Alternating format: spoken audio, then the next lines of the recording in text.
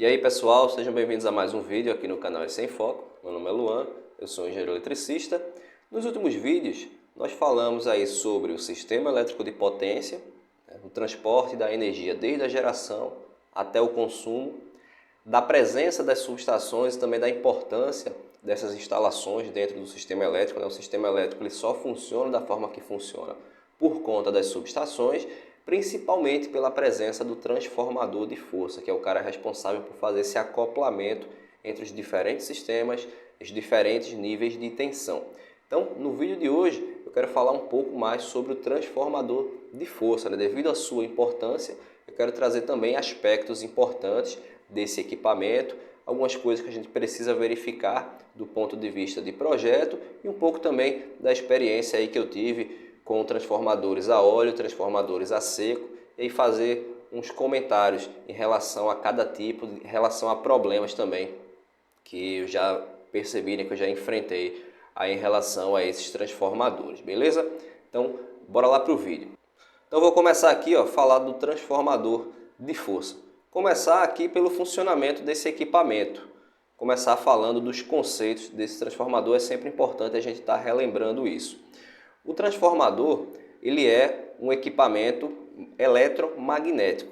O funcionamento dele é através de fluxo magnético. Se você observar, as bobinas primárias e secundárias do transformador, elas são isoladas galvanicamente. Então não tem uma conexão entre a bobina do secundário e a bobina do primário. A gente sabe que o transformador é basicamente o equipamento em si. A parte eletromagnética é o núcleo eletromagnético aqui em ferro silício e as bobinas, tanto primárias quanto secundárias, eventualmente bobinas terciárias e até outros enrolamentos. Então, se você observar aqui, você não tem a conexão entre o primário e o secundário. Isso significa que o transformador ele é isolado galvanicamente. Existe um transformador que tem essa ligação aqui entre o primário e o secundário, que é o transformador, o autotransformador. O autotransformador é um equipamento onde você tem aí uma interligação entre as bobinas, entre o primário e o secundário. E aí parte da energia é transmitida aqui pelo fluxo magnético, aqui passando por dentro do núcleo.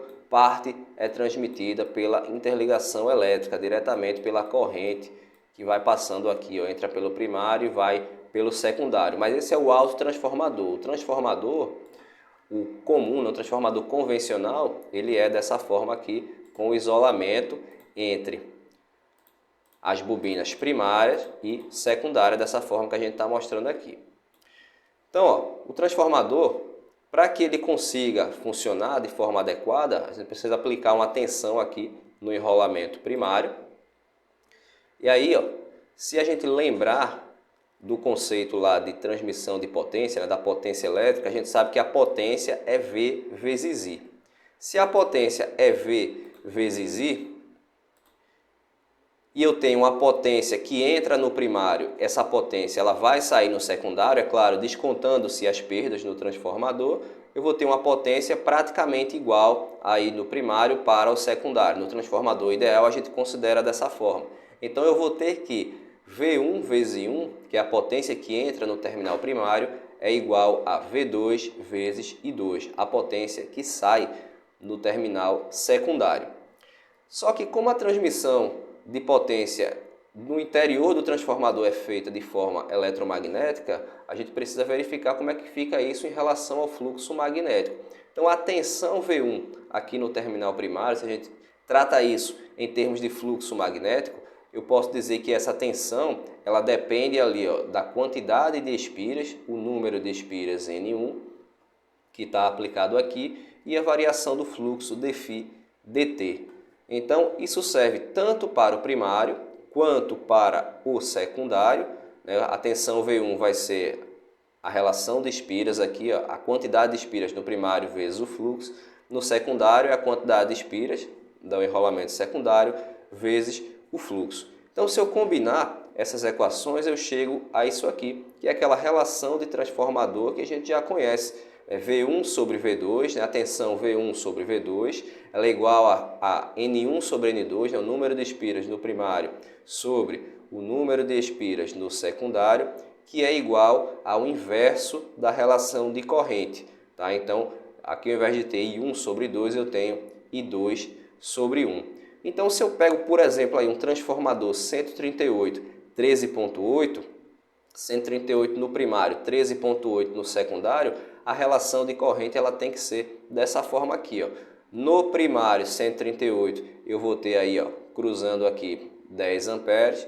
Se eu tiver 13.8 eu vou ter 100 amperes. Isso quer dizer o quê? Se a relação ela é de 10, né? Se eu dividir 138 por 13.8 eu vou chegar a 10, a relação de corrente ela acontece da mesma forma. Se eu dividir 100 por 10 eu vou ter uma relação de 10. Então, o transformador ele funciona desta forma, através da transmissão de energia pelo fluxo magnético. Uma vez que eu aplico uma tensão no terminal primário, isso vai gerar aqui o fluxo no interior do transformador, tá? Aqui passando pelas chapas de aço silício, né, o núcleo do transformador.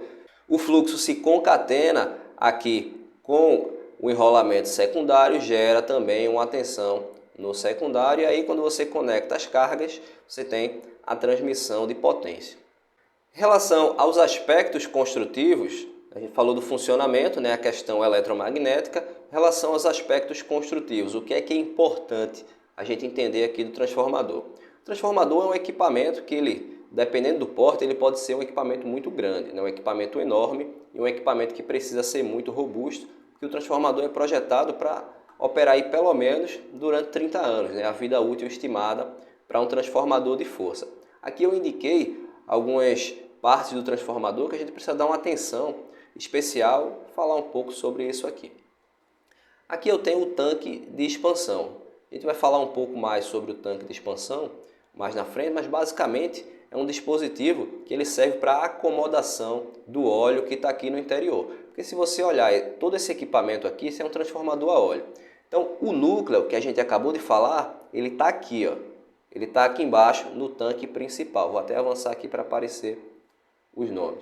Ele está aqui, ó, no tanque principal, tá? O núcleo. Esse núcleo ele precisa ser todo coberto de óleo, né? Porque você tem aí bobinas, né, enrolamentos de cobre, e isso aí precisa ser isolado, né? Então o transformador ele tem toda a composição do isolamento e essas bobinas, o núcleo, ficam tudo aqui imerso dentro do óleo isolante. Só quando esse transformador entra em operação, né, o óleo ele vem para cá, a gente vai explicar como é que isso acontece, tá? Aqui eu tenho elementos que são os radiadores, também muito importantes para o resfriamento do transformador e garantir que esse transformador consiga transmitir a potência para a qual ele é projetado. Aqui eu tenho as rodas do transformador. Isso aqui, ó, é uma coisa importante, tá? Lá no projeto é importante a gente entender que qualquer coisa que a gente especifique, né, que o fabricante forneça, é importante a gente entender e saber como é que a gente vai usar isso lá no projeto. Por exemplo, as rodas aqui do transformador que eu estava mostrando, essas rodas você precisa verificar lá no seu projeto, primeiro, o equipamento lá que o fabricante fornece, qual é a distância entre essas rodas, para que você lá no seu projeto, você consiga ali projetar a base do transformador, colocar os trilhos com a distância correta. Porque se você projeta uma base padrão, né, uma base ali para atender qualquer transformador, quando chegar o transformador que você comprou lá na obra, o transformador, se tiver uma distância diferente do que foi projetado, ele não vai encaixar no trilho. Então você precisa saber ali, na hora de projetar, de fazer a base do transformador, que o trilho tem uma distância X e eu preciso considerar essa distância X lá no meu projeto. Então parece um detalhe pequeno, mas que lá na hora, no projeto passa também, mas que lá na hora da obra, isso pode dar um problemão. Então fica atento aí para verificar qual é a distância na hora de fazer a base lá do transformador. Então, ó, você tem as rodas aí, tem o tanque principal que a gente já comentou, o tanque principal que vai conter basicamente o núcleo, né, a parte ativa do transformador, né, o que vai fazer de fato a conversão. E a bucha é o meio de interligação aqui com o meio externo. Então, imagina aqui, você tem aqui as buchas do transformador e Essa bucha aqui é onde eu vou conectar o cabo. Então eu tenho um barramento passando aqui em cima, por exemplo, um barramento passando aqui. Eu vou derivar aqui do barramento e eu vou conectar na bucha. Na outra fase aqui eu conecto nessa outra bucha. Na outra fase aqui eu conecto nessa outra bucha. É o meio de interligação entre o agente externo, né, o barramento externo, com o transformador. E aí essa corrente que vem pelo barramento, ó, conectei na bucha, vai passar aqui pelos terminais do transformador. E nesse caso, os terminais secundários são nessa caixa aqui, ó. Aqui eu vou conectar o cabo e eu vou sair lá para a minha instalação, fase A, fase B, fase C. E aí eu vou alimentar a carga que eu bem entender. Agora, essas partes aqui talvez sejam as mais importantes do transformador, mas existem outras também aí que a gente pode até comentar em um outro vídeo aqui também para não se alongar tanto, mas que também são importantes. Por exemplo, você tem o relé de gás, aqui você tem o reservatório da sílica, você tem os motoventiladores, ó, que estão aqui meio escondidinhos, ó, aqui atrás, os motoventiladores, que aí são dispositivos também importantes para o funcionamento do transformador, mas vamos focar nisso aqui. A gente já falou da bucha, né, o tanque principal, e eu queria explicar um pouco a mais aqui sobre o tanque de expansão, né, como é que é a circulação do óleo no transformador. Então aqui eu estou em detalhes com o tanque de expansão. Eu vou voltar aqui, ó, tanque de expansão, tá? Aqui até a propaganda do fornecedor aí, ó. Tanque de expansão é esse cara aqui. Eu coloquei isso na vista lateral, aqui, ó, trouxe para cá. Então imagina que quando o transformador está funcionando, né, a gente já falou sobre isso, quando o transformador está funcionando, eu tenho aí uma corrente que circula pelos enrolamentos do transformador, naturalmente, né? Se eu estou com o transformador em funcionamento, eu tenho uma tensão primária, tenho uma tensão secundária e eu tenho também ali uma corrente que circula em cada enrolamento e que depende da carga. Quanto mais pesada essa carga, maior é a corrente. Se a gente lembrar, mais uma vez, da equação básica das perdas por efeito Joule, né, a perda em watts, eu vou ter que essa perda ela é RI ao quadrado. R seria a resistência dos enrolamentos do transformador e o I é a corrente que está circulando nos enrolamentos do transformador. Então, quando o transformador está sendo alimentado, quando está alimentando, né, uma carga, uma corrente alta vai circular por ele. E aí, quanto mais alta essa corrente aqui, ó, essa corrente ela tem um fator quadrático aqui. Então, isso leva uma elevação de corrente que ela é exponencial, né? Então, ela não vem na linha reta, né? Ela vai aumentando aqui, ó, exponencial. Então, a perda, quanto maior a corrente, a perda aumenta muito. E essa perda por efeito Joule, ela é responsável pelo aquecimento lá do transformador. Então, quando o transformador ele está desenergizado, ele tem basicamente ali todo o tanque principal cheio de óleo e vem até um certo nível aqui no tanque de expansão, né, também com óleo. Quando esse transformador esquenta, né, que ele está em operação, ele vai esquentando, o volume de óleo ele se dilata, né, acontece uma dilatação volumétrica. Então o óleo ele tende a ocupar quase que todo o espaço aqui, ó, dependendo da carga do tanque. Então o nível de óleo no interior do transformador ele vai subir e vai chegar mais ou menos aqui em cima, ou, enfim, depende da carga que estiver passando no transformador.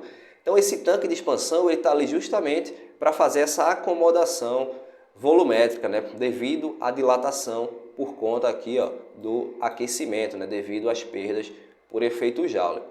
Quando a carga diminui, essa corrente também diminui e aí você tem menos perdas, menos aquecimento e o volume de óleo ele vai diminuir de novo, voltando para o que era lá no início, tá? Então você tem essa variação tanto da corrente, né, no funcionamento do transformador normal, né, porque isso depende da carga. Então, quando você conecta uma carga maior, você tem uma corrente maior. Quando conecta uma carga menor, você tem corrente menor. Por consequência, perdas diferentes. Por consequência, aquecimentos diferentes. E aí você chega na questão da dilatação volumétrica. Então, veja que é tudo interligado, né?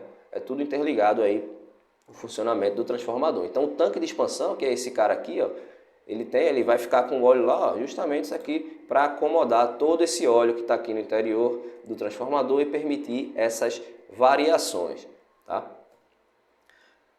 E aí, ó, é um pouco do que eu falei aqui, ó. Devido a esse aquecimento e resfriamento do óleo, devido à corrente de carga, o transformador ele vai aquecer ou subaquecer não, ele vai aquecer mais ou menos. E quando esse óleo aquece, né, que ele aumenta de volume, tá, o óleo quente ele vem mais para cima, tá? Aqui, ó, é o núcleo com as bobinas, tá? Então vou ter corrente circulando aqui, ó, nessas bobinas. Então essa corrente ela vai aquecendo esse óleo que está em volta do núcleo, vai aquecendo esse óleo que está em volta do núcleo.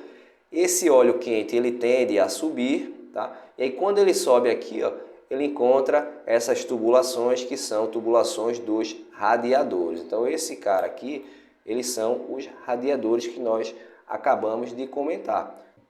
Então o radiador, ele tem essa função de resfriamento, né? O óleo quente, ele sobe aqui, ó, ele passa aqui, são essas setas vermelhas, e aí por convecção você vai ter o vento, né, o ar externo aí que vai estar mais frio do que o transformador.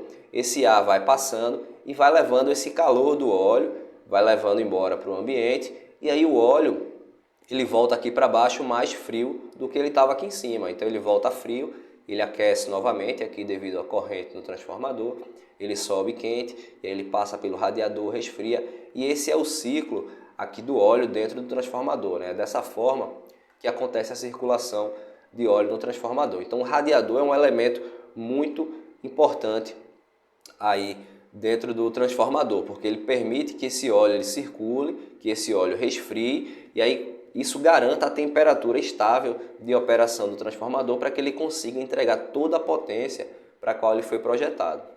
E aqui eu tenho, ó, a parede corta-fogo. A parede corta-fogo ela não faz parte do transformador, né? É um agente externo que a gente precisa considerar lá no projeto. A parede corta-fogo a gente usa, nós temos transformadores a óleo, tá? Nós temos transformadores que são um grande ponto aí possível de incêndio, principalmente quanto maior o transformador, o equipamento ele acaba se tornando mais perigoso. É claro que ele tem todas as proteções, ele tem um relé de gás, ele tem o próprio relé de proteção, ele tem um dispositivo de nível de óleo, monitoramento de temperatura, mas isso pode falhar também, né? O transformador ele nunca é 100% seguro, embora ele tenha todas essas proteções aí. Então, lá no projeto a gente precisa considerar aqui, ó, quando eu tenho mais de um transformador como esse caso aqui, eu tenho um transformador desse lado e tenho outro já do lado de cá. Eu tenho dois transformadores próximos. A norma prevê que os transformadores eles sejam colocados ali numa distância X, tá? A norma especifica essa distância, não vou lembrar agora de cabeça, mas tem lá a distância mínima para que dois transformadores possam operar ali em paralelo. Você tem que colocar numa distância X. Quando essa distância ela não atende esses padrões mínimos que a norma exige, a gente precisa colocar uma parede corta-fogo, como é o caso desse exemplo aqui, ó. Tem uma parede corta-fogo entre os dois transformadores. E essa parede corta-fogo, ela precisa ser maior, como a gente está vendo aqui, ó, maior do que o transformador. Ela vai além do transformador, ou seja, ela tem que ter aqui, ó, uma altura que ela supere o ponto mais alto do transformador. Então pode ser eventualmente aí o tanque de expansão ou eventualmente uma bucha de alta tensão, né? Dependendo do projeto do transformador. E geralmente são esses dois pontos aí que são os maiores, né? Os mais altos lá no transformador. Então a parede corta-fogo, o ponto máximo dela tem que ser superior ao ponto máximo do transformador. Então tem um transformador com 4 metros de altura, eu tenho que colocar uma parede um pouco mais alta. E esse transformador ele precisa ter um espaçamento aí, ó, de pelo menos aí 50 centímetros em relação a essa parede. É para ele não ficar colado na parede, para que possa ter pelo menos um mínimo de circulação, enfim, que ele não fique colado aí na parede. A norma prevê pelo menos 50 centímetros entre o transformador e a parede corta-fogo, né? A parede corta-fogo também é um elemento importantíssimo de projeto, né? Você não pode colocar aí dois transformadores, ó, em paralelo, como está aqui, sem uma parede corta-fogo no meio, né? Desde que ele atenda às distâncias especificadas pela norma, que normalmente é difícil atender por conta da grande distância necessária. Então sempre vai ter ali basicamente uma parede corta-fogo. E essa parede corta-fogo, ela precisa ter uma resistência de pelo menos 2 horas ao fogo. Então aconteceu um sinistro, o transformador pegou fogo, a parede corta-fogo ela precisa suportar. Ela precisa suportar para que você tenha um problema no transformador e esse problema não vá se alastrando ali na subestação para os transformadores adjacentes, equipamentos, edificações, o que for. Tá? E essa parede ela também precisa suportar o efeito do vento. Veja que a parede corta-fogo ela é um elemento bem grande, né? Com uma área muito grande. Então, quando você tem locais onde o vento é muito elevado, a velocidade do vento é muito elevada, então a força do vento também ela acaba se tornando muito alta. E aí a parede corta-fogo ela precisa suportar isso para que quando aconteça uma rajada de vento, a parede não venha cair. Então está aí um ponto importante para a gente considerar no projeto também. E aqui, ó, a gente vai falar um pouquinho da indicação de terminais. Nesse desenho aqui, a gente pode ver, isso aqui é um transformador de média, tá? É um padrãozinho de um transformador de média aí, ó, geralmente 13.8 tem essa configuração.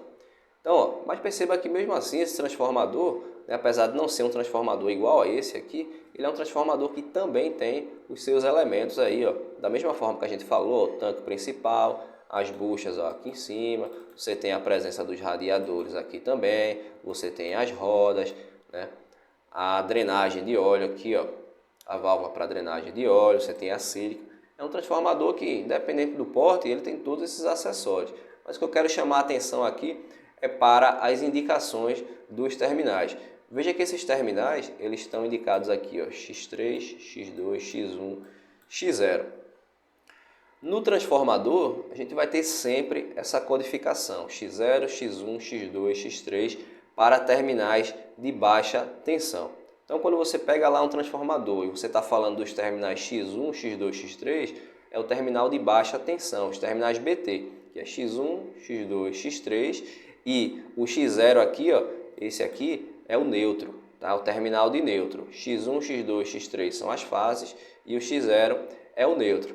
Já aqui em cima, que são os terminais de alta, que nesse caso aqui seria 13.8 kV, eu vou ter a indicação ali pela letra H. Então eu vou ter H1, H2, H3, e se eu tiver uma ligação que gere um terminal de neutro, né, se eu tiver uma ligação em Y do terminal de alta, eu vou ter também o terminal H0 disponível. Quando um transformador tem um enrolamento terciário, que acontece bastante também aí no sistema elétrico, esse terminal terciário ele vai ter a indicação pela letra Y.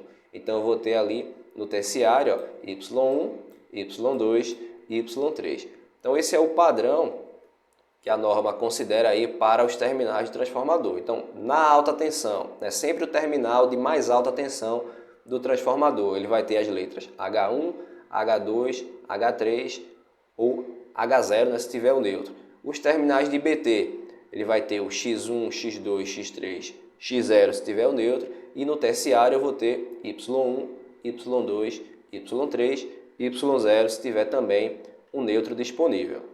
Aqui, ó, só para confirmar aqui o que a gente está falando e entender melhor, os terminais de baixa tensão, ó, eles são sinalizados aqui pela letra X e as combinações X1, X2, X2, X3, X3, X1, que são os terminais de fase, geram a tensão 380, que é fase-fase. Quando eu pego para o terminal X0, ó, X0, X1, X0, X2, X0, X3, eu vou ter uma tensão fase neutra, 220 volts, porque a ligação ó, é uma ligação em Y. Tá? Então eu tenho X1, X2, X3 e aqui eu vou ter o terminal X0. Aqui a gente tem o transformador a seco.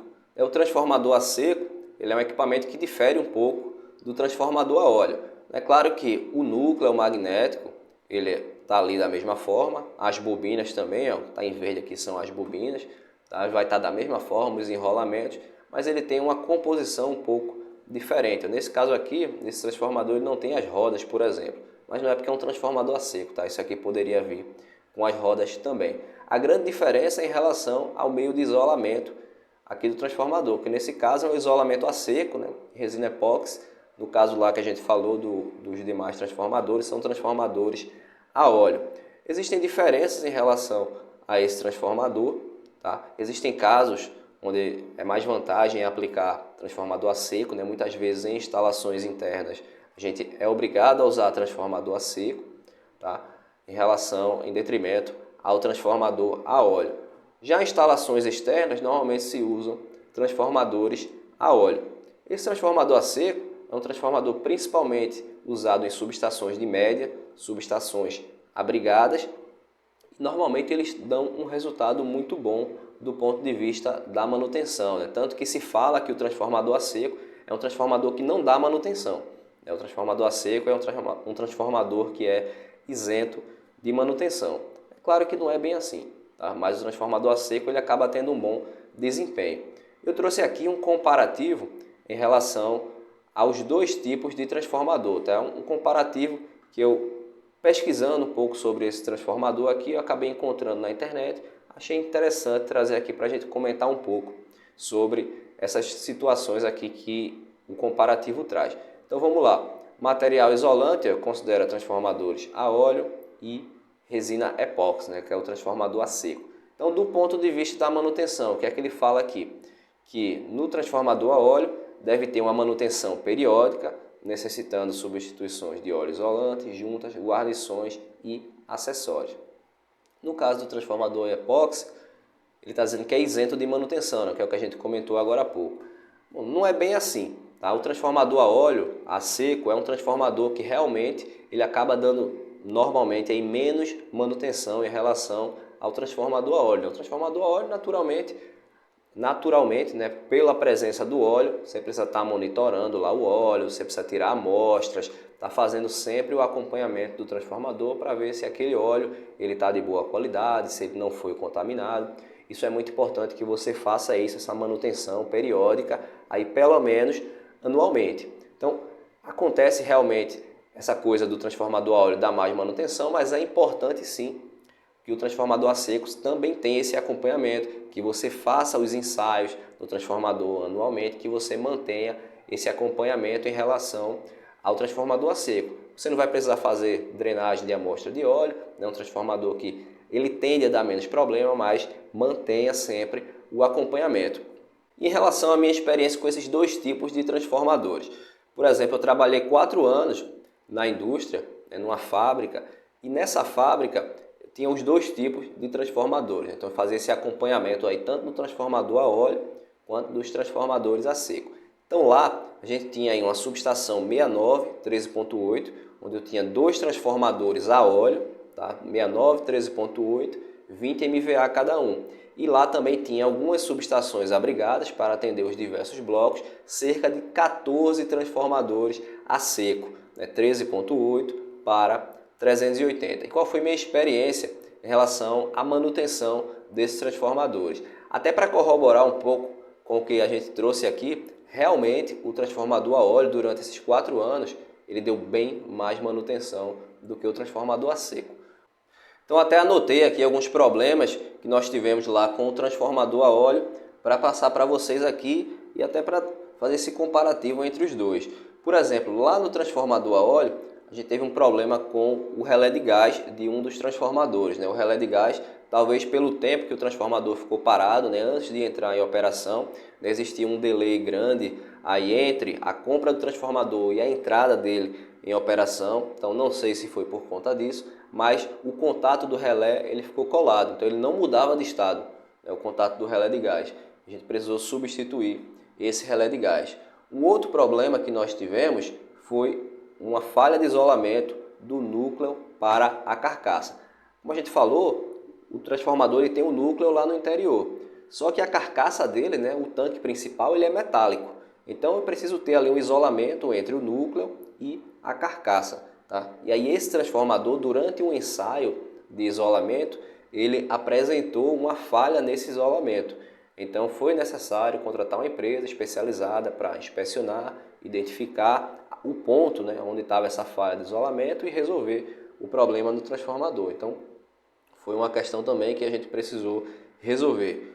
O outro problema, vazamento de óleo nos radiadores.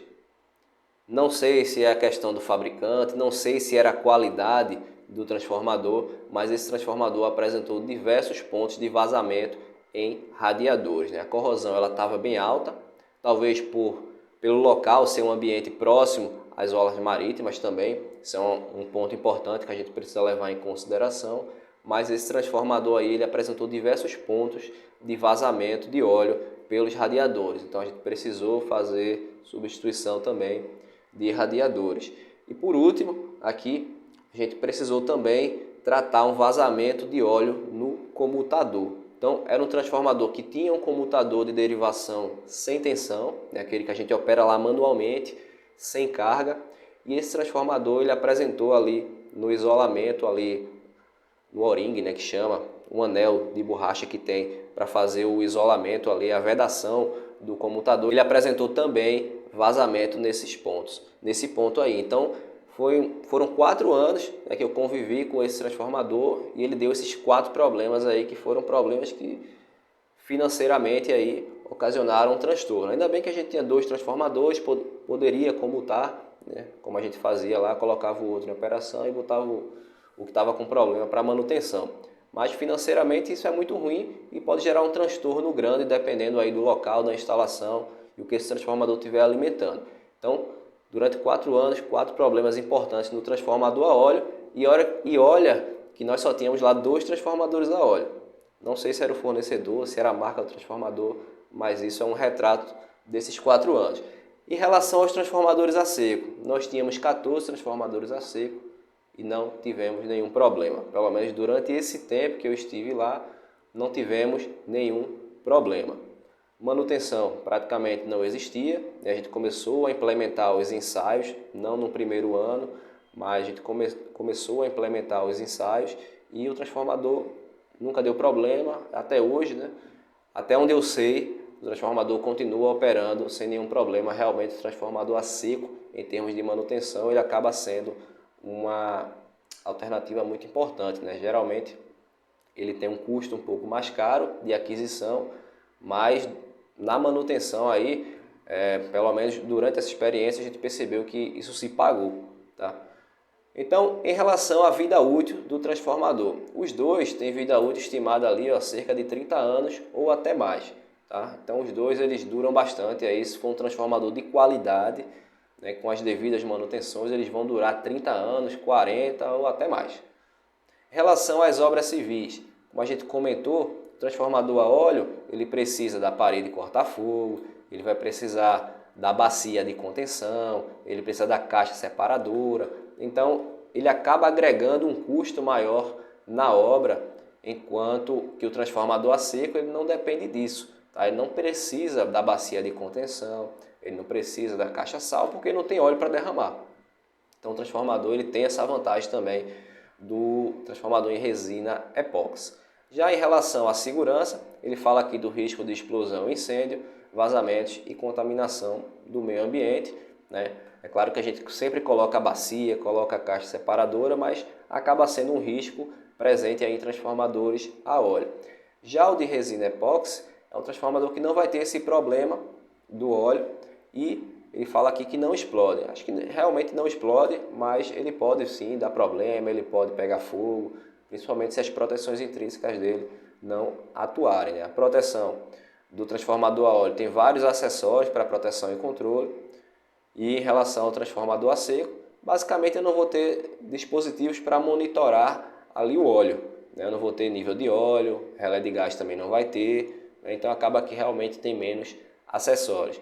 As restrições ambientais, né? Tem a questão do vazamento de óleo, que é sempre importante, né? Nos transformadores a óleo isolante, e transformadores a seco não tem esse problema, né? Em relação ao ambiente, ele fala aqui que o transformador a óleo ele é afetado pela umidade, salinidade, oxidante, né? E o transformador a seco ele é insensível à umidade e outros fatores ambientais.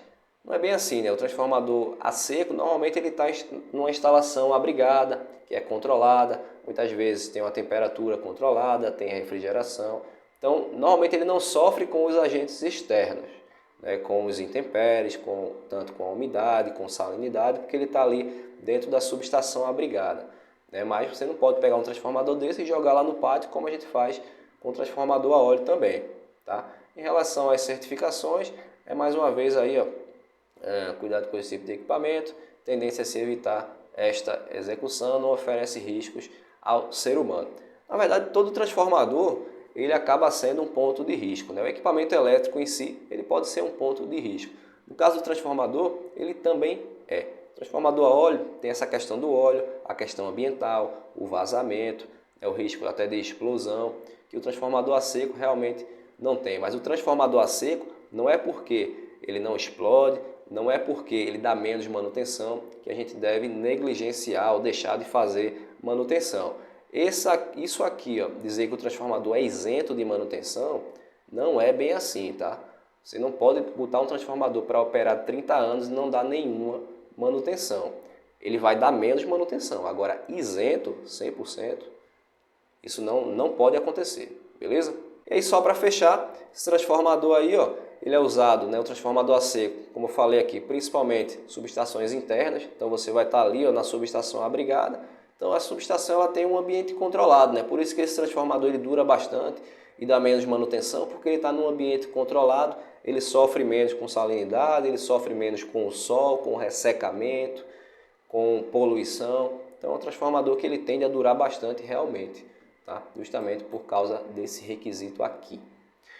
Bom, esse tipo de instalação, né, SE abrigada, que usa transformadores a seco, é uma subestação que é típica de clientes de média tensão. Normalmente, para alta tensão, acaba sendo mais econômico, né, e o mercado coloca isso, que a gente usa sempre aí transformadores a óleo, né? Grande vantagem aí desses transformadores é também, como a gente já comentou, que eles não precisam de bacia de contenção, não tem sistema de drenagem de óleo, caixa separadora. Isso também é uma vantagem, principalmente se a instalação é de pequeno porte, né? Onde o custo da caixa sal, né, da bacia de contenção, ele acaba tendo um valor aí que pode ser significativo. Então beleza, pessoal? Espero que vocês tenham gostado do vídeo. Nós falamos aqui sobre o transformador de força, trouxemos diversos aspectos de funcionamento construtivo, alguns detalhes importantes para você observar no projeto, ó, questão do trilho lá do transformador, da bacia de contenção, da parede corta-fogo, tá? Aspectos de manutenção, também trouxe um pouco da minha experiência aqui. Espero que vocês tenham gostado. Se você ficou com alguma dúvida, só deixar aqui embaixo nos comentários, ó. Segue a gente lá no Instagram também, né? Sempre tem conteúdo por lá. Toda semana eu respondo caixa de perguntas, então tiro as dúvidas da audiência lá no Instagram também. Então é muito legal que você nos siga também lá no Instagram se você ainda não segue. Como eu falei, qualquer dúvida, ó, deixa aqui embaixo nos comentários, beleza? Eu vou ficando por aqui. Um grande abraço a todos e eu vejo você no próximo vídeo.